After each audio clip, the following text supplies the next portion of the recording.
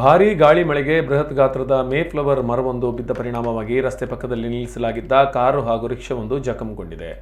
ಬಂಟ್ವಾಳದ ಹೃದಯ ಭಾಗದಲ್ಲಿರುವ ಶ್ರೀ ಅನ್ನಪೂರ್ಣೇಶ್ವರಿ ದೇವಾಲಯದ ಸಮೀಪದಲ್ಲಿರುವ ತೋಟಗಾರಿಕಾ ಇಲಾಖೆ ಆವರಣದಲ್ಲಿದ್ದ ಮೇಫ್ಲವರ್ ಮರವೊಂದು ಗಾಳಿಗೆ ಬುಡ ಸಮೇತ ಉರುಳಿ ಬಿದ್ದಿದೆ.